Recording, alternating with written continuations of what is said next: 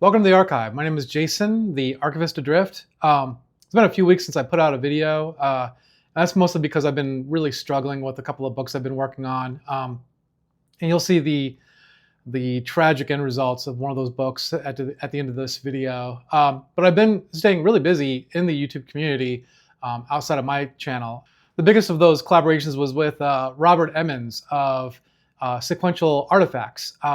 He is a phenomenal documentarian, and I was featured in a really funny short documentary, I guess you could say, where he is investigating the whereabouts of a Charlton comic book character named Peter Cannon, Thunderbolt. And in that video, he has Rorschach interrogate me about the connection between Peter Cannon and Amazing Man from the 1940s. Rorschach's Journal, January 19th, 2026. New lead. Some punk named Jason. Goes by Archivist Adrift. These soups get cornier every day. From what I hear, delusional. Need confirmation on this Amazing Man swipe. Need truth. So, tell me about this Amazing Man. Who is he? Bill Everett was the creator of Amazing Man. He did the artwork and created the character. And Bill Everett also did popularly Namor, the Submariner, for Marvel Comics. The video is absolutely hilarious. The production values on his stuff is above and beyond pretty much anything that any other YouTuber is doing right now. And all his videos are highly entertaining. Yeah, so just do me a favor. Please watch that video. You won't regret it. It's great. And then also watch the rest of his videos. They're also incredibly great. I was also featured in an interview on Alan, the Comic Collector Geeks channel. He intended, I think, to pre-record the interview with me, but it turns out we went live. And so check that out if you want to see me get interviewed by Alan. Had a lot of fun doing it, and yeah, it was really cool. And then lately I've been featured in the Collectors Club on Biggie Shaq's channel. And it's basically where a bunch of us YouTubers and other people in the comic book community kind of get together and kind of just hang out and discuss the comic book market, the community, whatever Biggie kind of decides on that day. And I really feel kind of almost like the least knowledgeable of the group, because you got so many incredibly knowledgeable people who are also on the live there. And but I'm very, very honored that he has kind of invited me to come out and to hang out with them, with those guys occasionally. Also, a couple of books I worked on for Chonko came back from CGC. You can check that out on his channel over here. The Jaime Cortez book that I worked on came back as 5.5 conserved, which it's actually a little bit higher than I was expecting. So that's fantastic. I'm really blessed that worked out. The other book was the Tomb of Terror that I sent over to him. And that book got a 2.5 restored, which that really bites. I was really hoping, I figured it'd be a lower grade because the book was in such rough condition. But the reason for the restoration had to do with the fact that the cover was trimmed before I had ever handled it. So, and I didn't know about the trimming beforehand. So that sucks. I would like another shot at that book one day, and maybe in a year or so, maybe we'll come back and revisit that book, and maybe I can do some leaf casting or something, and bring that into at least a conserved range. That would be something I'd really love to do. So also check out Mike and Rich's show, the live show. Saturdays around 8 p.m. It's a really fantastic show. This last Saturday's, it was a full feature panel on the use of AI in comic books, and really phenomenal show. I'll be featured in a future panel with some other fellow conservators discussing the state of conservation and restoration in comic books. So keep an eye on that, but really check out his show. It's just so good. And speaking of great comic book YouTube shows, check out Dave's ideas and creations. Dave is he's super funny. He just completed a 1 through 10 of Amazing Spider-Man. His conclusion on that, where he finally acquires Amazing Spider-Man #1, it's hysterical.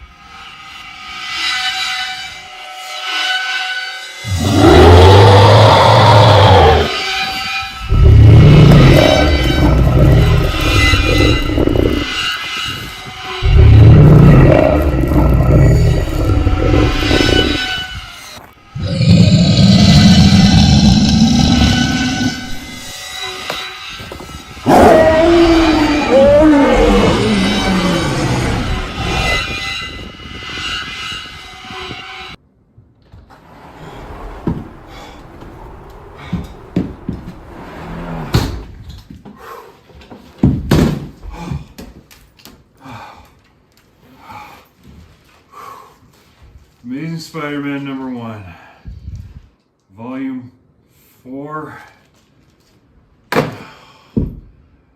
Guess I have to go back out there. It's a great video. Again, another channel that's hugely underappreciated. He's got a great sense of humor. He's just really fun to watch. Also fun to watch is Paul at Mr. McRuby's channel. Paul he's just kind of been going throughout the community, and he does these amazing interviews, deep dive interviews with other YouTubers. His channel is fairly new, and he's got a really personal touch. He contacts individuals that he wants to interview, and kind of gets to know them a little bit. Some of these interview questions are just really great deep dives. Also, he shows off some of the books that he's been collecting, and pretty much all the stuff that he's into kind of crosses over into what I'm into. So I really enjoy his show. And then this probably goes without saying, but if you haven't been clued into Raph's Retro Comics, check out his channel as well. Raph does these super well-produced, neat little segments on comic book history and creators, and he's really, I mean, his videos are incredibly well-produced, super well laid out. They're easy to follow, they're fun to watch. Highly recommended. So yeah, I'll have a video here soon on the latest project I did for Matt of Impressed Comics. He's a comic book cleaner and presser, and does phenomenal work, but there was a couple of G.I. Joe books that were pretty water damaged and had some rusted staples, and he wanted to see if I could pull those together and kind of do something with them. And unfortunately, tragedy. I feel rotten about it. But I'll have a video on that, I think later this week. And then hopefully I'll start on my next project after that. Probably another a Golden Age book. So yeah, so stay tuned for the book I ruined recently. It was actually a book that Chanko gave me. So check this out. Today I am working on this book that Mike at Chanko's Comics sent me.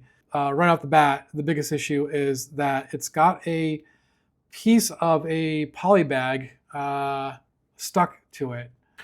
I recently purchased a couple of these pans purely for conservation work. I honestly don't do enough cooking to really need pans, but pretty sad, really.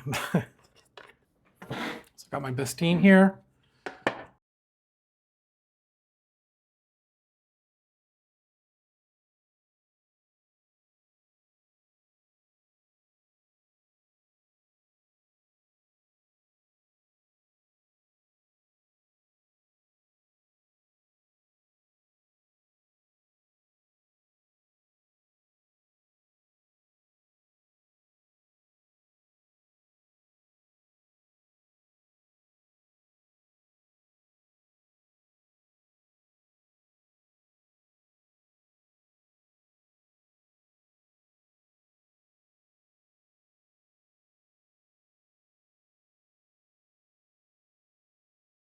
Okay, I'm going to clean this cover just using calcium hydroxide in filtered water, and then Trinax is my surfactant.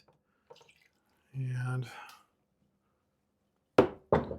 not going to do a dry erase. I'm not going to do a dry erase on this this cover right off the bat, simply because it's just too filthy for that. It's too many issues with it. Man, this is, oh wow. Let me take this out real. Well, never mind. This was a disaster. Rarely ever happens. The ink's just,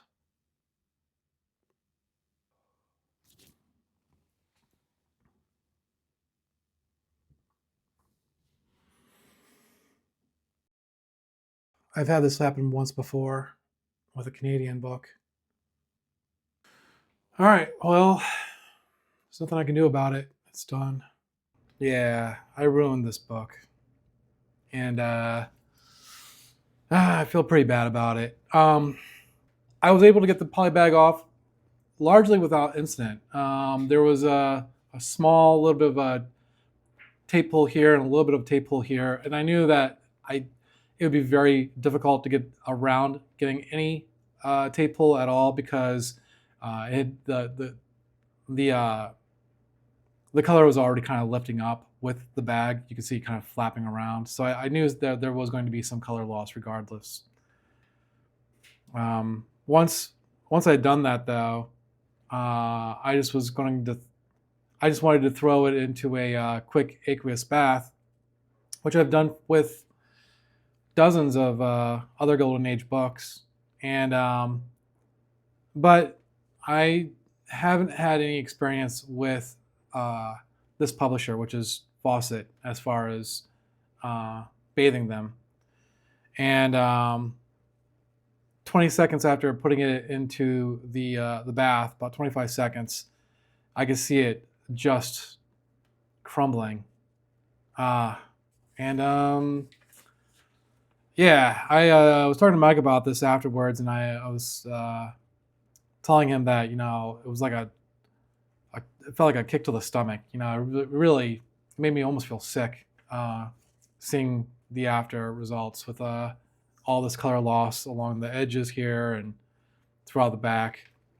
No color loss on the inside of the cover. I wish it was printed with the same sort of ink. The reason I'm so torn up about this, a number of reasons. One, this is something that Mike gave me, and I felt like, you want to be able to, I felt very honored that he had done that. He didn't have to, and he was just doing it out of the kind of his heart, and I wrecked it. It's a valuable book, in the condition that it was in before I eviscerated it. It was probably a $200, $250 book. More to the point, though, is that they're not making more of these. Now, this book came out in 1952 or 1953, something like that. And I see myself not only as a comic book collector and a comic book enthusiast when it comes to these Golden Age books. I don't see myself just as a comic book conservator or whatever. I see myself as a steward of American history, of pop culture, of my heritage. And, this book survived 75 years, or 80 years without me. And I come along and, in 20 seconds, blow it apart. And, yeah, I feel terrible about it. There's so many things I should have done differently. I didn't pre-humidify the cover. I should have done that. I went almost directly from pulling the tape off and to giving it an aqueous bath without really kind of testing the surface. I have the skills now and the knowledge now of creating gel and slabs, where I can, which is a lot less aggressive than an aqueous bath, and I could have done that, and I didn't. So I need to take stock of what I'm doing and how I'm doing it. If I want to continue doing this kind of stuff, if I want to continue conserving comics. I had that Conan book last episode that maybe there wasn't much I could have done about that. I did try to resolve some of the issues I had with it, with the cover specifically, where it felt like it had shrunk quite a bit. I threw it into a humidification tank a couple of times, and then laid it under pressure to kind of stretch the cover back out a little bit. I think that helped a little. Not much, but a little. And then I have this project I'm working on for Matt at Impress Comics, and I'm having issues with one of the G.I. Joe #1s that he gave me with that.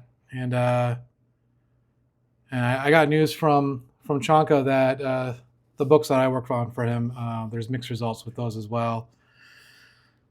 So I really got to kind of refocus what I'm doing here. I got to use these lessons as teachable moments. So this video is a bit of a bummer, but one of the themes of my channel is to kind of be real with people, as far as showing people, when I don't get it right.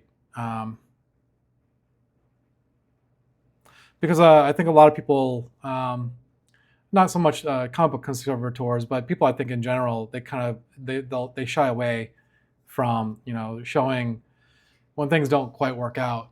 All right, well, thank you for watching this video. Again, sorry for it being a bit of a bummer. I'm just gonna have to, like I said, redouble my efforts and do better. All right, thanks a lot. See you guys later. Bye now.